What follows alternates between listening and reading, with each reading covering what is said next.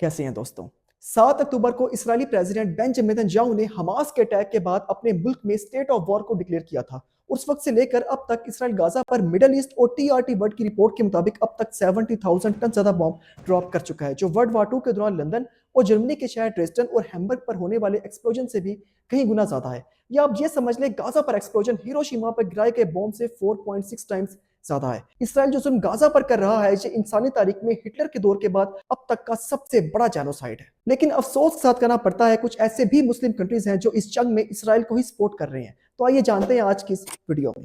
International report के मुताबिक Israel हर दिन लगभग 2,20,000 बैरल क्रूड ऑयल इंपोर्ट करता है, जिसमें 60% 1,32,000 बैरल ऑयल हमारे अपने ही दो मुस्लिम कंट्रीज अजरबैजान और काजाकिस्तान से आता है। इसराइल जो इंपोर्ट किया ऑयल अपने ट्रांसपोर्ट सेक्टर्स, इंडस्ट्रियल सेक्टर्स और इलेक्ट्रिसिटी जनरेशन में इस्तेमाल करता है, जो उसकी इकोनॉमी और इंफ्रास्ट्रक्चर का बैकबोन है। लेकिन आज के टाइम में ये इंपोर्टेड ऑयल डीजल और पेट्रोल की फॉर्म में इसराइल के गाजा, लबनान और शाम में मिलिट्री ऑपरेशंस और उसके डिफेंस सिस्टम के लिए भी एक एसेंशियल एसेट है। अजरबैजान और काजाकिस्तान से इंपोर्ट किया गया इसराइल के मिलिट्री इक्विपमेंट्स को ऑपरेट करने और एयरक्राफ्ट और फाइटर जेट्स की रिफ्यूलिंग के लिए भी इस्तेमाल होता है, और फिर यही फाइटर जेट्स गाजा और लबनान में जाकर मासूम बच्चों और नहत्ते लोगों पर बमबारी करते हैं। तो साफ दिखाई दे रहा है, जेनोसाइडल वार में अजरबैजान और काजाकिस्तान की डायरेक्ट इन्वॉल्वमेंट नहीं है, लेकिन उनका इसराइल को इनडायरेक्ट सपोर्ट साफ दिखाई दे रहा है। और यही बात ईरानी सुप्रीम लीडर अयतुल्ला खामनाई ने भी कही थी कि मुस्लिम कंट्रीज को इसराइल के साथ ऑयल एक्सपोर्ट करना बंद कर देना चाहिए। जो ऑयल अजरबैजान और काजाकिस्तान इसराइल को एक्सपोर्ट करते हैं, वो ऑयल तुर्की के रास्ते इसराइल तक पहुंचता है। बेसिकली अजरबैजान का ऑयल कैप्सियन सी के अंडर से रिजर्वायर से निकलता है, और फिर यही ऑयल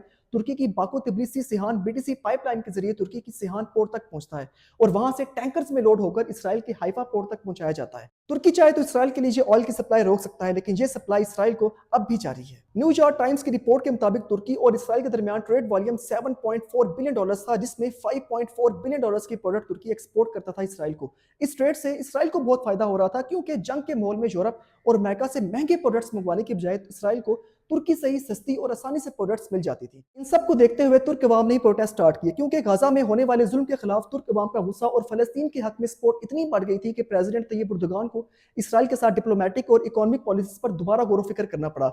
और आखिर 2 मई 2024 को तुर्की ने इसराइल के साथ तमाम ट्रेड रिलेशंस खत्म कर दी, जो तुर्क गवर्नमेंट का एक अच्छा डिसीजन था। लेकिन तुर्की में प्रोटेस्ट अब भी जारी है। प्रोटेस्टर्स में एक्टिविस्ट और स्पेशली 1000 यूथ और फलस्तीन ग्रुप का कहना है कि तुर्की की इसराइल के साथ ट्रेड मुकम्मल बंद नहीं हुई। और ऐसा ही कुछ दिन पहले यमन ने भी तुर्की शिप एंथलो एस को रेड सी में एक बड़े मिसाइल हमले से हिट किया है। यमन की होती सा कहना है कि तुर्की का जहाज सामान लेकर इसराइल जा रहा था। तो साफ जाहिर है, ट्रेड अब भी जारी है और स्टेट्स इसराइल को ठीक ठाक फायदा भी हो रहा है। दोस्तों, प्रॉब्लम सिर्फ यहाँ तुर्की का इसराइल के साथ ट्रेड करना या इसराइल तक ऑयल पहुंचाना नहीं है, बल्कि तुर्की ने शाम के बाई ग्रुप्स हयात तहरीर शाम एचटीएस को भरपूर सपोर्ट करते हुए शाम में बशार अल असद के रिजीम को खत्म करने में भी अहम किरदार अदा किया है। राइटर्स की रिपोर्ट के मुताबिक तुर्की ने शाम के बागियों को एडवांस वेपन्स प्रोवाइड किए थे, ताकि वो शाम की आर्मी के बढ़ते हुए हमलों का मुकाबला कर सके। और ऐसा ही ईरानी सुप्रीम लीडर अयतुल्ला खामनाई ने कहा है कि असद के रिजीम को खत्म करने की साजिश में अमेरिका, इसराइल और नेबरहुड कंट्री भी शामिल है।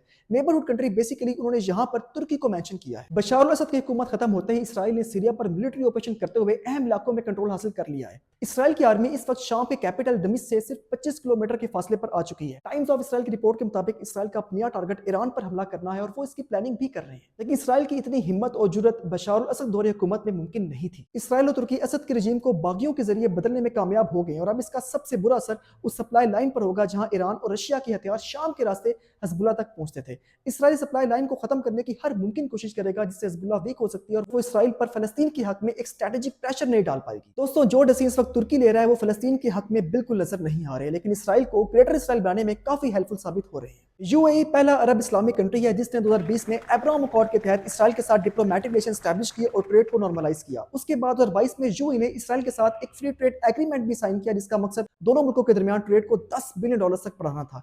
इस एग्रीमेंट के जरिए यूएई ने 2022 में $1.73 बिलियन की प्रोडक्ट एक्सपोर्ट की इसराइल को। रिपोर्ट्स के मुताबिक 2024 के पहले 7 महीनों में ही यूएई इसराइल ट्रेड का टोटल $1.922 बिलियन तक पहुंच गया था। अगर ऐसे ही चलता रहा तो ये ट्रेड वॉल्यूम 2024 के आखिर तक $3.3 बिलियन तक पहुंच सकता है, जिससे इसराइल को फाइनेंशियली और पॉलिटिकल स्ट्रेंथ दोनों में ही फायदा होगा। ईरान के प्रेसिडेंट इब्राहिम रईसी ने Organisation of Islamic Cooperation OIC के समिट में कहा था कि मुस्लिम कंट्रीज को इसराइल के साथ ऑयल की एक्सपोर्ट और ट्रेड नहीं करनी चाहिए, क्योंकि अगर ये कंट्रीज इसराइल के साथ ट्रेड और कोऑपरेशन बंद कर दें तो ज़ायनिस्ट फोर्स जो इस वक्त रिजर्व सोल्जर्स और एयर फोर्स की अंधाधुंध बमबारी पर भरोसा करते हुए ये जंग जंग ना ही जीत सकती है और ना ही अफोर्ड कर सकती है। और ऐसा ही 1973 अरब इसराइल जंग में हुआ था। अरब मुल्कों ने इसराइल के सपोर्टर्स को ऑयल की सप्लाई रोक दी थी, जिसकी वजह से दुनिया भर में ऑयल की प्राइसेस 4 गुना तक बढ़ गई थी। इस ऑयल एम्बार्गो से इसराइल पर काफी प्रेशर आया था और इसराइल को अमेरिकन मिलिट्री की मदद के बावजूद सीज फायर और पीस टॉक्स करने पर मजबूर होना पड़ा था। लेकिन आज के टाइम में अरबों ने फलस्तीनियों को तनहा छोड़ दिया है और आज जो हाल गजा का है वो at least in 2 Arab countries Jordan और इजिप्ट के होते हुए नहीं होना चाहिए था। इजिप्ट जो अरब दुनिया की सबसे पावरफुल आर्मी रखता है और जॉर्डन जो अपने स्ट्रेटेजिक इंपॉर्टेंस के लिए पहचाना जाता है, दोनों ही अरब कंट्रीज का गजा के मामले में कोई वाज़ेह स्ट्रांग पोजीशन नहीं है। गजा को चारों तरफ से ब्लॉक करने में सिर्फ इसराइल का हाथ शामिल नहीं है बल्कि इजिप्ट भी शामिल है और जॉर्डन तो अपने इंटरेस्ट के लिए इसराइल को ईरानी मिसाइल से प्रोटेक्शन भी देता है। दोनों ही अरब कंट्रीज इसराइल के ट्रेड पार्टनर्स हैं और इसराइल के साथ इकोनॉमिक और डिप्लोमेटिक टाइज बनाए हुए हैं। दोस्तों साफ दिखाई दे रहा है जंग के माहौल में अरबों का इसराइल के साथ ट्रेड करना फलस्तीन के मजलूम लोगों के हुकूक को नजरअंदाज और उन पर होने वाले जुल्म को खामोशी से तस्लीम कर लेने के बराबर है। मुस्लिम लीडर्स गाजा में हो रहे जुल्म पर अफसोस का इजहार करते हैं लेकिन इनडायरेक्टली इसराइल को सपोर्ट भी कर रहे हैं और दूसरी तरफ कुछ ऐसे भी जूस हैं जो नेतन्याहू की ज़ायनिस्ट गवर्नमेंट के खिलाफ हैं और फलस्तीन का झंडा उठाए फलस्तीन के हक में प्रोटेस्ट भी करते हैं। और यही इंसानियत है जो किसी कौम या मजहब तक महदूद नहीं होती। दोस्तों मशरक़ वस्ता के हालात जैसे भी हों ये वक्त गुजर जाएगा और हमें यकीन है एक दिन आज़ाद फलस्तीन रियासत का क़याम ज़रूर होगा और इसी उम्मीद और यकीन के साथ हम आज भी दुआओं में फलस्तीनियों के साथ खड़े हैं।